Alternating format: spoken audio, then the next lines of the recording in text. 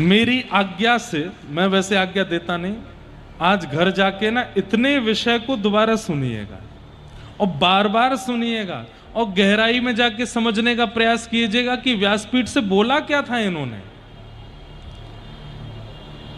बहुत बड़ी बात नहीं कह रहा हूं, लेकिन संपूर्ण 7 दिन की कथा का सार 10 मिनट में बता दिया है हमने। अगर इसका पालन कर लिया भगवत अनुभव हो जाएगा। सब लोग ध्यान से सुनिए, इधर देखिए। महादेव पर आज तक जितना दूध चढ़ाया था, भगवान श्रीमन नारायण के लिए जितनी एकादशी व्रत किए थे, यमुना जी, गंगा जी, कावेरी आदि आदि नदियों में जितना स्नान किया, बद्रीनाथ, केदारनाथ, गंगोत्री, यमुनोत्री, जितनी भी तीर्थ यात्राएं आज तक आपने की, जो कुछ भी अपने जीवन में पुण्य कर्म किए हैं, उन सब के फल के रूप में श्रीमद् भागवत की कथा सुनने को मिल रही है। ये कथा सामान्य नहीं है। भागवत जी स्वयं फल हैं आपके पुण्य कर्मों का।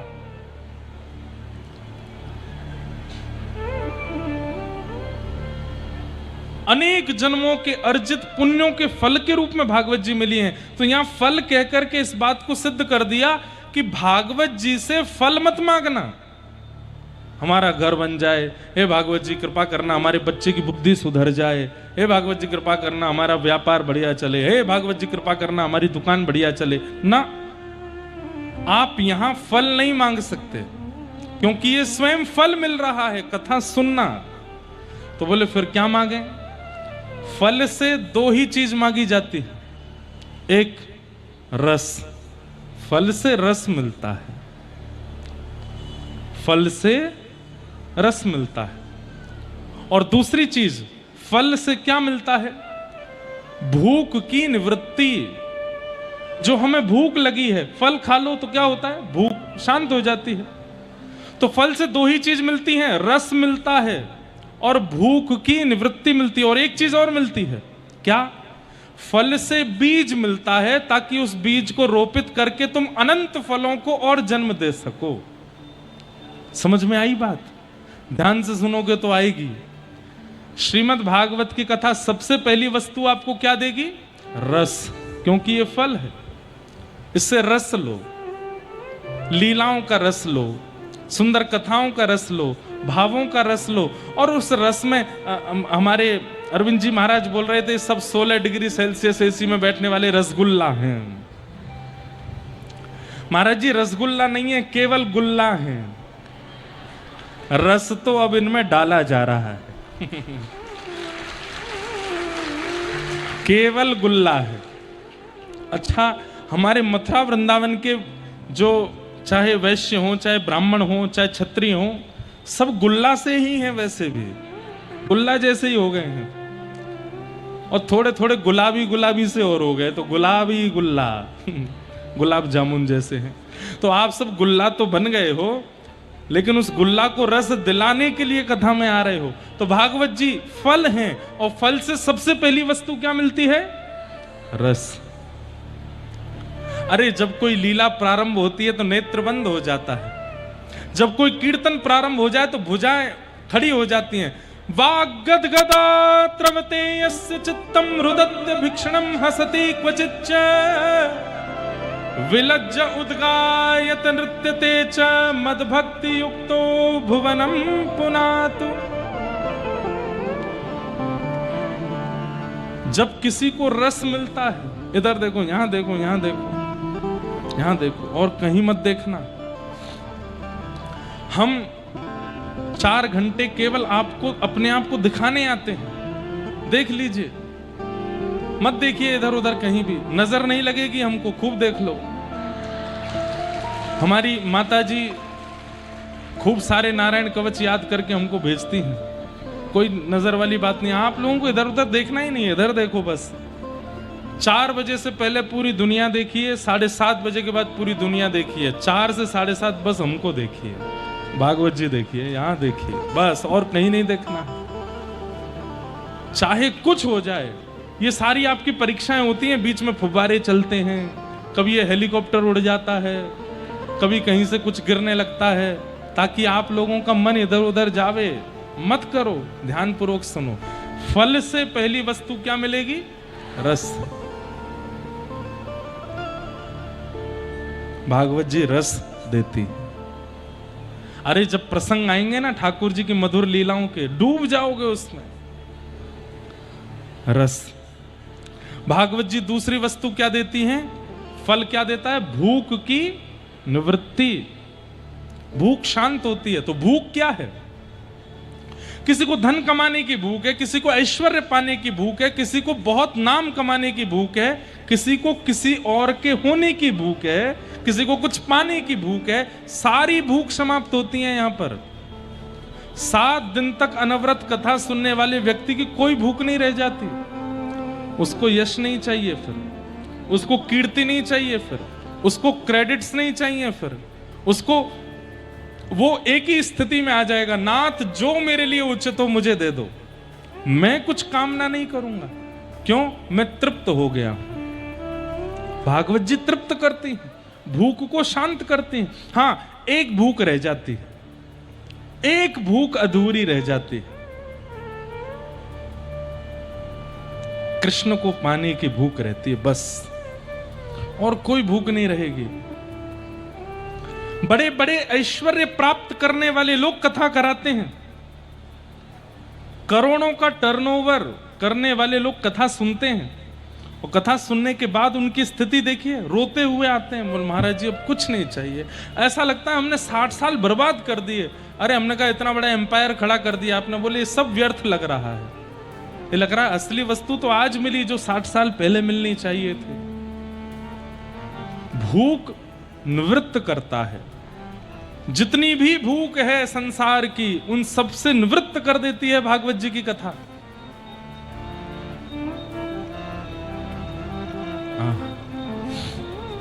तो पहली वस्तु फल रस देता है। दूसरी वस्तु फल भूख की निवृत्ति करता है। और तीसरी वस्तु फल बीज देता है। बहुत गहरी बात है। बीज मिला है आपको, अब उस बीज को उचित मिट्टी देना, बीज को उचित जल देना, बीज को उचित सूर्य प्रकाश देना, और समय समय पर उस बीज के रोपण, वृक्षारोपण की स्थिति देखते रहना, ये सब काम आपका है। तो श्रीमद् भागवत जी बीज दे देंगी आपको। अब उस बीज को रोपित करने के लिए हृदय को पहले उपजाऊ बनाना पड़ेगा। जैसे ही अपने हृदय को आप उपजाऊ बना दोगे, तो कथा में जो शब्द सुने हैं, जो वाक्य सुना है, जो विषय सुना है, उस बीज को हृदय में जाकर के बो दीजिए। ध्यान से सुनिएगा। हृदय उपजाऊ कैसे बनता है? जिस दिन कृष्ण विरह में नेत्र सजल हो जाए, समझ जाना हृदय उपजाऊ हो गया है। और कृष्ण विरह में नेत्र सजल इतनी आसानी से नहीं होंगे। खूब रसिकों की कथा सुननी पड़ेगी, खूब घिसना पड़ेगा अपने आप को रसिकों के चरणों में, तब जाकर के वो भावना प्रकट होगी। उस समय क्या कीजिएगा? वक्ता के द्वारा दिए गए भागवत के किसी भी बीज को या अनंत बीजों को अपने हृदय में रोपित कर देना। केवल बीज बोने से काम नहीं चलेगा, फिर उसमें जल का सिंचन करो। मीराबाई कहती हैं, असुवन जल सींच सींच प्रेम बेलवे, असुवन जल सींच सींच प्रेम बेल बोई। अब तो बेल फैल गई, अब तो बेल फैल गई, अब तो बेल फैल गई, अब तो बेल फैल गई। अरे आनंद फल होई रे मेरे तो गिरधर गोपाल, दूसरो न कोई, दूसरो न कोई, मेरे तो गिरधर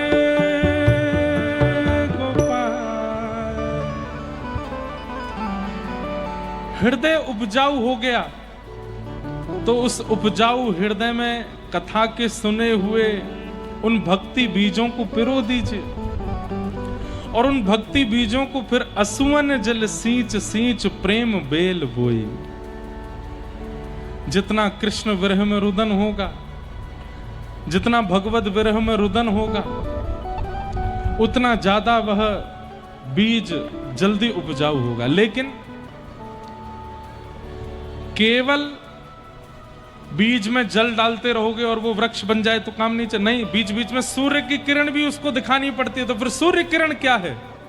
संत दर्शन, भगवत दर्शन, वैष्णव दर्शन, आचार्यों के दर्शन, हरिजनों के दर्शन।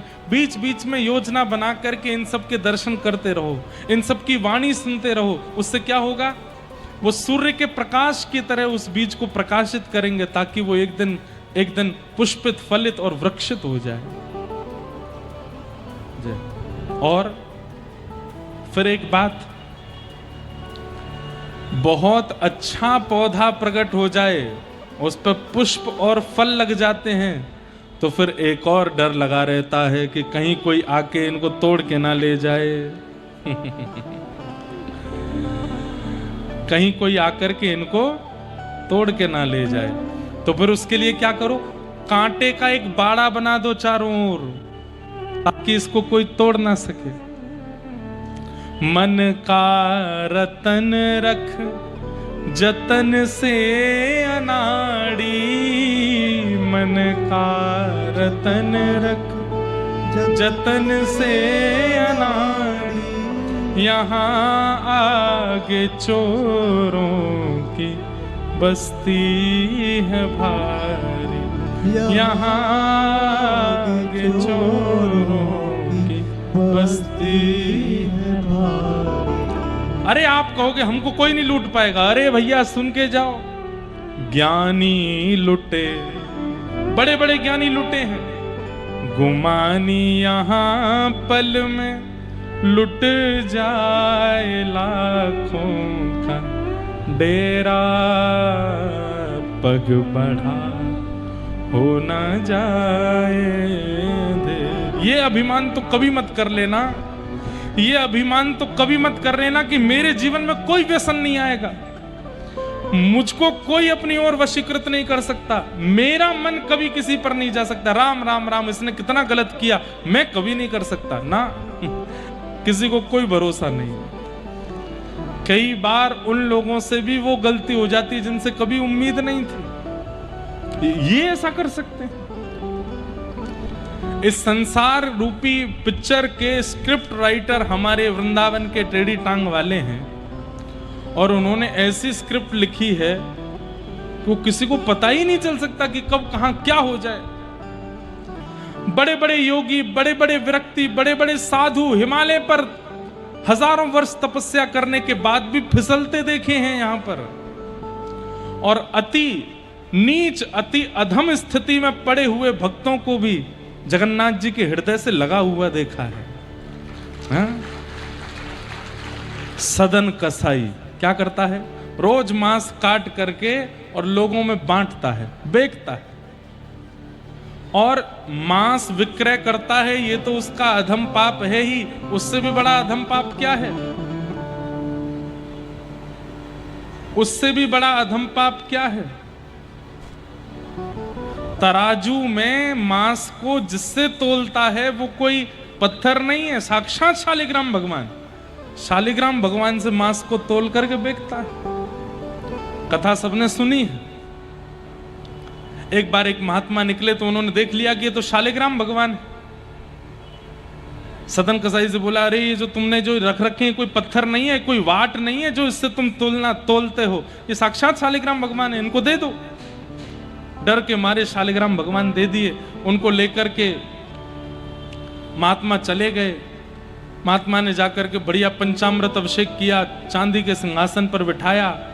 रात में ठाकुर जी स्वप्न में आके रोने लगे। महात्मा बोले, क्या हो गया?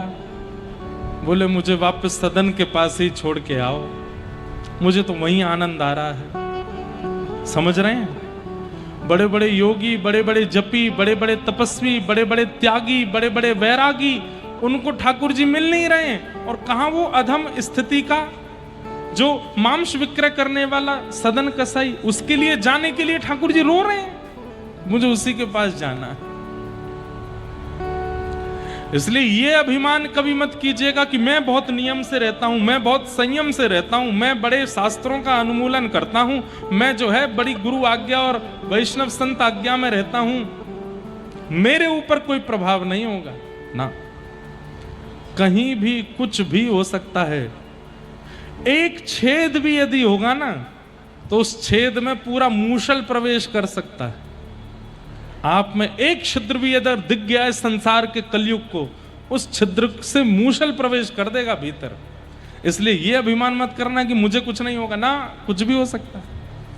इसलिए भागवत जी से मिलने वाली तीसरी वस्तु जो बीज है, उसको हृदय में रोपित करो। पहले तो हृदय को उपजाऊ बनाओ, पर उसमें रोपित करो।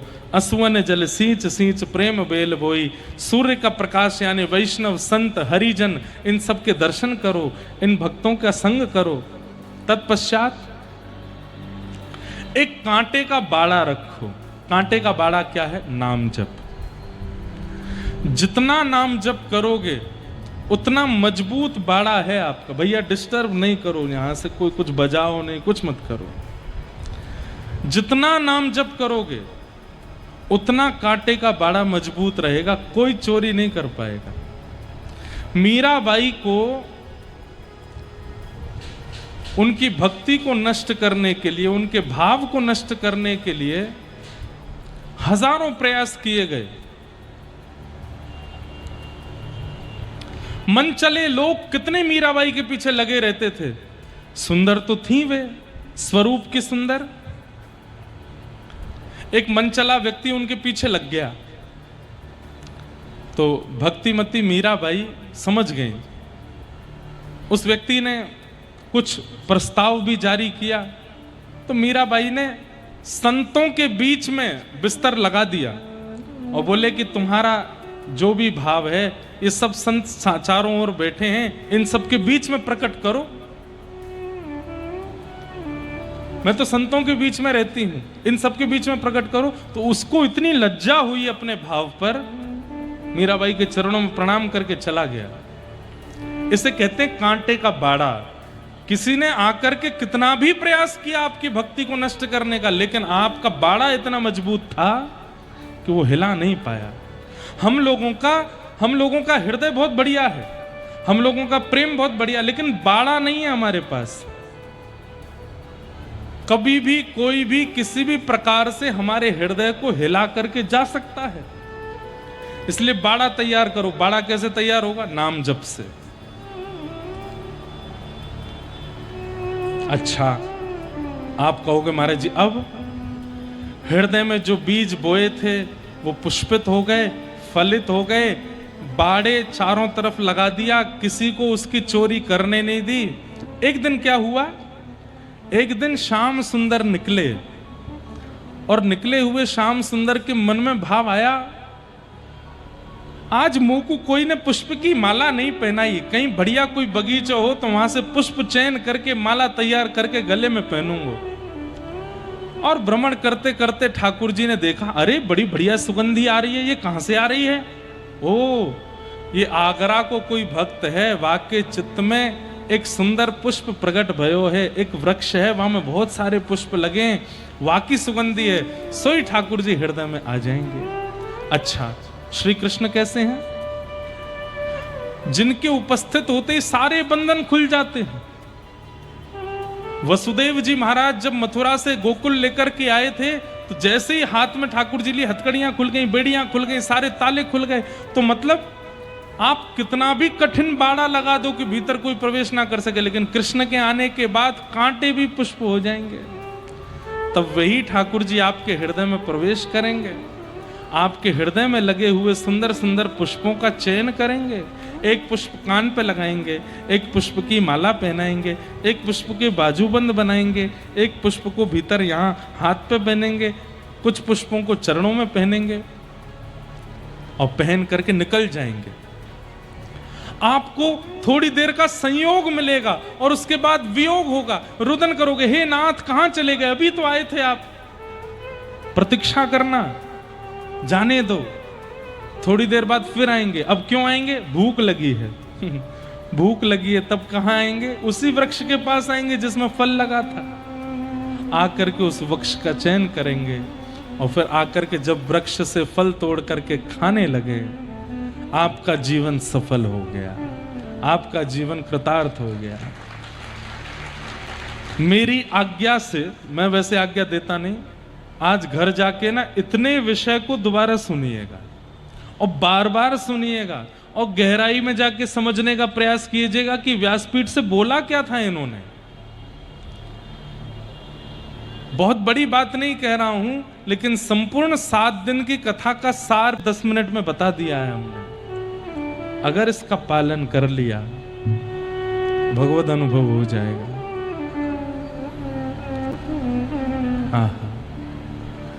तो भागवत जी से 3 वस्तु मिलेंगी: रस, भूख की निवृत्ति और अनंत फलों को प्रकट करने के बीज। अगर उस बीज को रोपित करके वृक्ष में फलित और पुष्पित कर दिया, उसका सेवन कोई और नहीं करेगा, स्वयं ठाकुर जी करेंगे, आएंगे। आप कहेंगे किसके लिए किया? ध्रुव जी का किया, प्रहलाद जी का किया,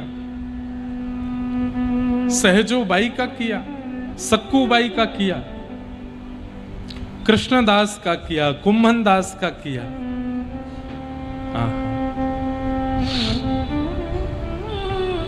सबके लिए किया है, हमारे लिए भी करेंगे।